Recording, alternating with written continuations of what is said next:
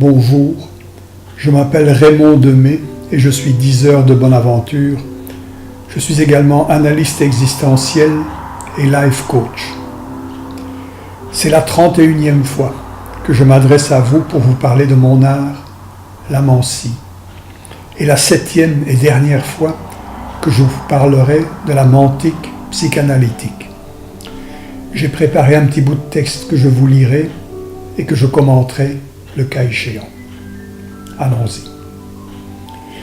La mantique psychanalytique fonctionne dans un cadre qui réunit le praticien et son client, ou le praticien et un couple de clients, ou le praticien et un groupe de clients, ou un couple voire plus de praticiens et un couple voire un groupe de clients. À un endroit déterminé, le cabinet, ou le local où a lieu la dynamique du groupe. Et les entretiens commencent à une heure convenue et se terminent également à une heure connue d'avance par tous les participants. Il est des règles à respecter qui ne sont habituellement pas dites, tant elles sont connues. La règle première est que le praticien et son client, ou les praticiens et leurs clients, soient là et soient à même de réaliser ce qu'ils ont convenu qu'ils feraient. Une fois que les acteurs sont en place et qu'ils sont à même de remplir leur rôle, s'installe en principe la règle de discrétion.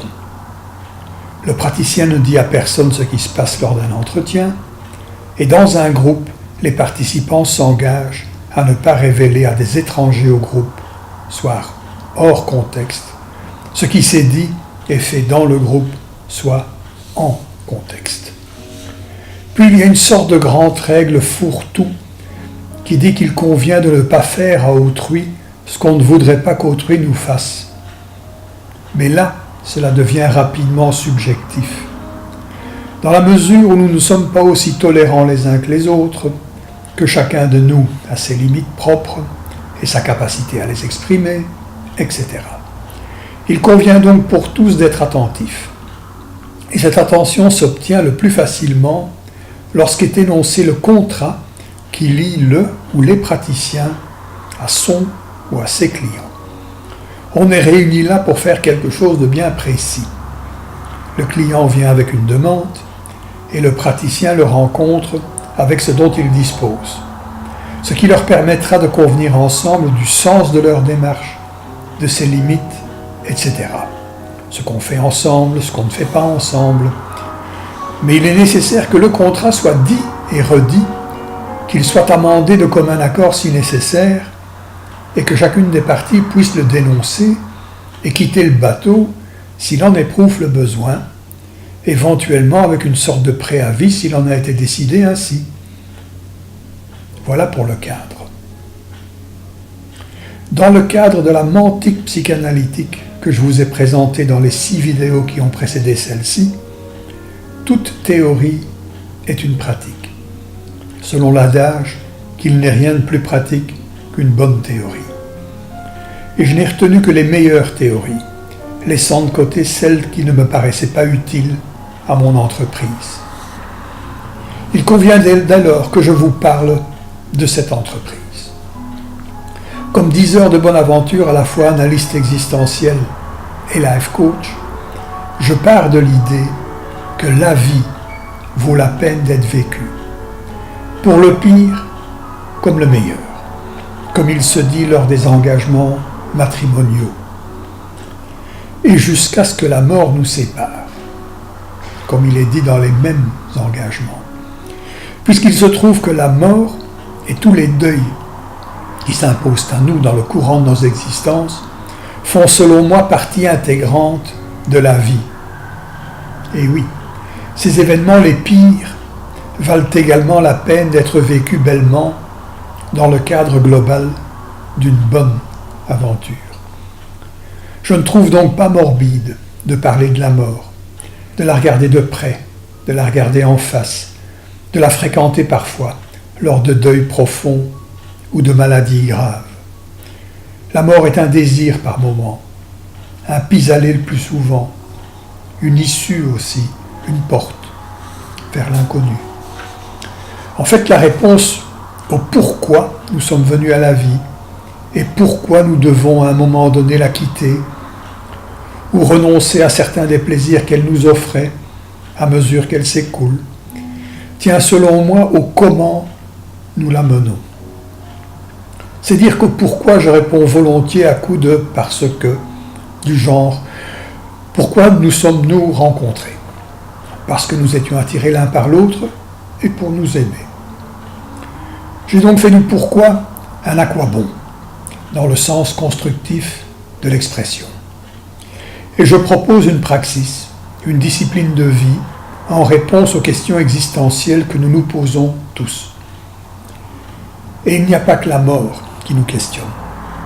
Pourquoi la souffrance, le handicap, les guerres partout, les tricheries, les abus de pouvoir, etc. La seule réponse existentielle qui me paraît valable est brève. Parce que. Puis je me tourne vers ce qu'on peut faire en attendant que ça passe, ou pour aller mieux, voire pour sortir de l'impasse, faire de notre mauvaise aventure une bonne aventure. Et bien évidemment, j'utilise l'outil symbolique qu'est l'ancien tarot de Marseille, qui parlera d'amour et de foi, qui permettent l'accès du fou que je suis au monde qui m'attend là. Et bien sûr, j'utilise le tantrisme de la Kundalini qui m'indique un chemin de réunion en 2 mots, comme le fait tout bon yoga.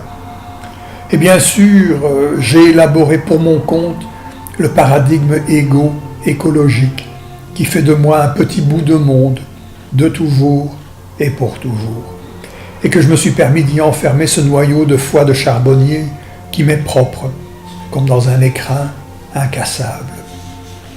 Mais cela ne m'empêche pas d'utiliser la mentique analytique, qui découpe tout, qui décortique ce qu'elle appréhende, pour comprendre ce qui a bien pu se passer, pour rendre mon ciel si gris et prolonger ma nuit bien au-delà de l'aube, ou pour aider mes clients à comprendre ce qui les a installés face à l'angoisse, la douleur ou la peine, qui les a amenés à me voir. En fait, j'utilise mon outil analytique pour tailler dans ce qui ne va pas, à la recherche des causes de mon malheur et de celui de ceux qui me consultent. Et je le fais chaque fois de 3 points de vue à la fois. Les points de vue intra, inter et transpersonnels. Tout problème que je rencontre ou qui m'est rapporté entre en résonance avec mon monde intérieur ou avec l'univers intérieur de mon client, si c'est de son problème qu'il s'agit. Voilà pour l'aspect intrapersonnel, la résonance. À la fois, chaque problème met à l'épreuve les bonnes relations que je suis supposé entretenir avec l'autre et qui comptent, ainsi qu'avec les autres dont il faut tenir bien compte, et cela vaut également pour mon client. Voilà pour l'aspect interpersonnel, tenir compte de. Et tout problème interrompt brutalement la relation que j'ai avec le monde comme un tout, dont je fais intégralement partie, et mon client aussi a l'impression d'être perdu, de devoir faire face seul à quelque chose qui le dépasse entièrement et le laisse là, dans l'impasse. Voilà pour l'aspect transpersonnel. Et je m'occupe des 3 réunis. Puis il y a que je tiens également compte du corps, du mien et de celui de l'autre. Et cela parce que nos corps suivent d'en haut le cours de nos pensées et celui de nos affects.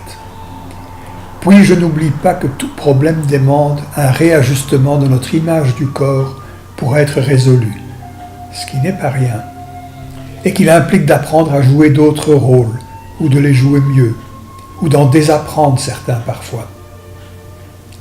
Tout ça. Et selon le discours tenu par mon client, je choisis l'un ou l'autre point de vue, intra, inter ou transpersonnel, et le langage qui va avec, pour aborder la taille du nœud existentiel qui a grandi en lui, parfois pendant des années, puis qui a soudain mûri et qui depuis ne le laisse plus en paix. Puis il y a quelque chose en moi qui se met sur on quand débute la séance. C'est l'empathe hypersensible que je suis, qui démarre silencieusement au quart de tour. et qui oriente ses antennes de manière à tâter ce qui s'installe là, entre moi et l'autre, ce qui nous unit ou qui nous sépare, ce qui gronde, pleure ou prie en moi, lorsque cela gronde, pleure ou prie en lui. À la fois je suis l'analyste qui réfléchit, à la fois je suis l'être sensible qui entre en résonance avec l'autre qui m'investit de la capacité de le comprendre et de l'accompagner vers une aventure meilleure que celle qu'il est venu dénoncer. Je crois que sans cette sensibilité, l'analyse serait trop dure, trop peu humaine.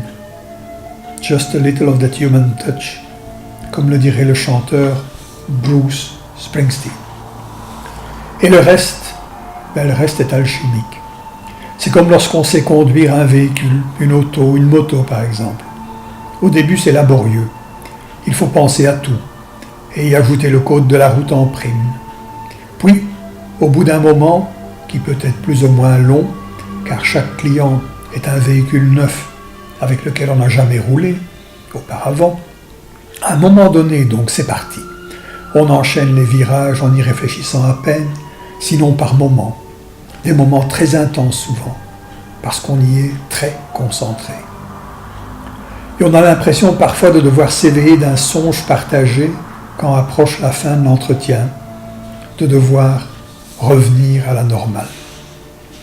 Et dans ce que je viens de vous décrire réside vraisemblablement l'aspect magique de la mantique psychanalytique, l'aspect mania, le grain de folie qui est éminemment présent dans cet outil qui, à première vue, peut paraître exclusivement mental. Tout comme les bonnes voitures et les superbes motos sont des chefs-d'œuvre de mécanique et de technicité qui nous permettent de rêver. Voilà, je crois vous avoir tout dit. Du coup, c'est avec cette 7e vidéo que se termine la présentation de la mantique psychanalytique à ma façon. Je vous retrouverai pour faire le point sur l'ensemble de ma pratique qui en réunit les aspects analytiques et symboliques. À bientôt.